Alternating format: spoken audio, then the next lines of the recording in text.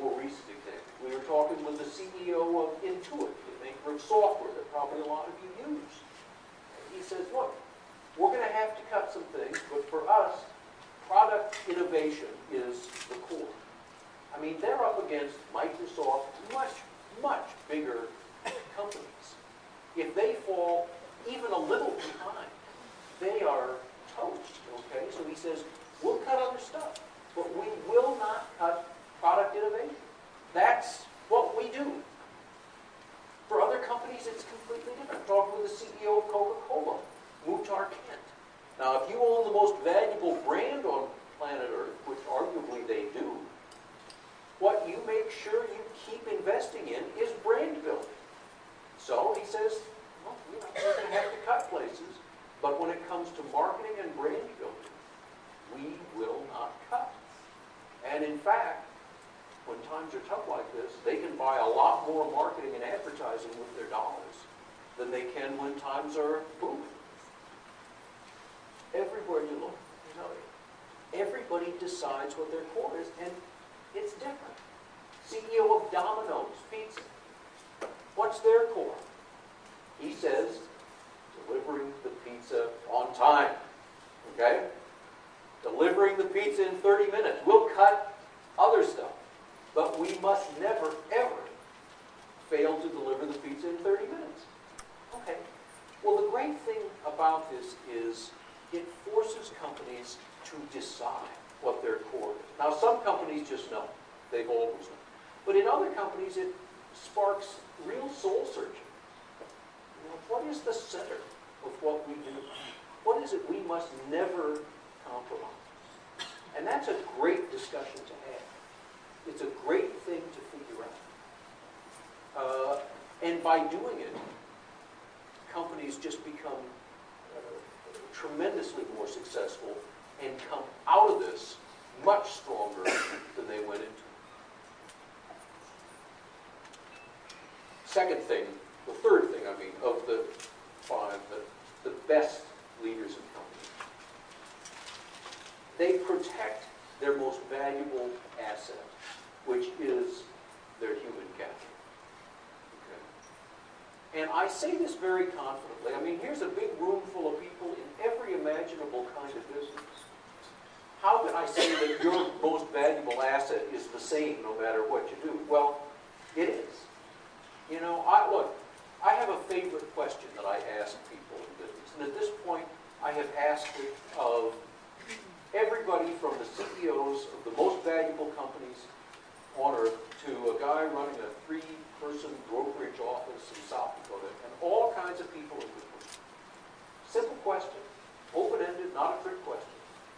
I would invite you to consider it for yourself. It's simply this. What is the source of your operations' competitive advantage? Whether your operation is an office, or a plant, or a division, or a whole company, or whatever it is. What is the source of your operations' competitive advantage? Now, I don't know for sure what you'd say to me, but I can make a pretty good guess because, like I said, I've asked a lot of people. And what's striking is that they all say the same thing. They all put their head back and think about it. And they all say our people, our relationships, our culture. Everybody says the same thing. So, here we are in tough times. What's your most valuable asset? What is the source of your competitive advantage? It is your human capital, all the time. It is amazing to me, therefore, that a lot of companies do cut the development of their human capital in times like this. And I've seen statistics, they are doing it once again. I mean, look, in a recession, companies reliably cut 3 things. They cut travel and entertainment, they cut advertising, which we at Fortune magazine believe is a terrible, unwise, short-sighted, simply wrong. And they cut training and development. And that's the one that I'm really passionate about. Companies are cutting training and development in this recession as well. And yet, this is your most valuable asset.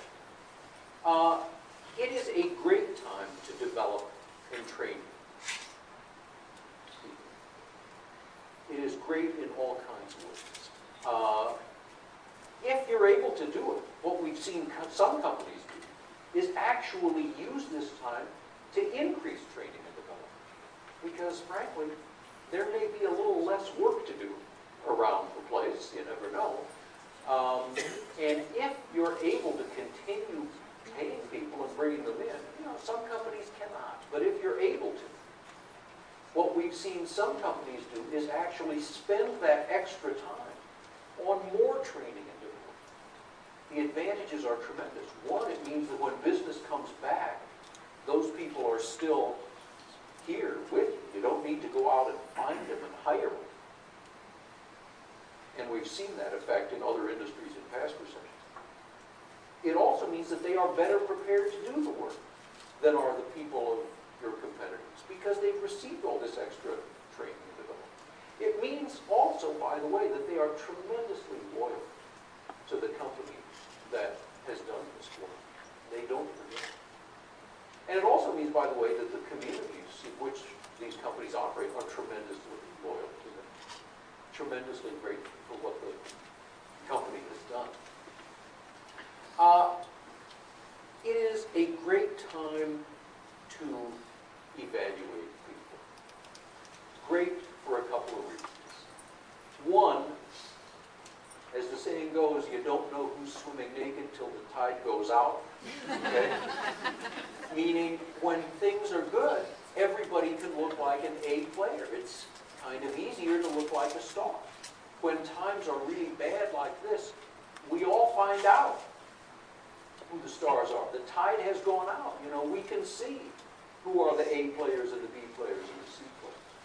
Now, real evaluations, real rigorous, frequent evaluations, are not the norm at every year. It's a cultural thing.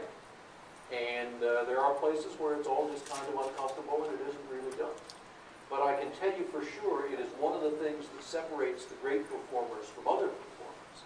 And if it isn't the norm at your outfit, this is not a bad time to introduce it.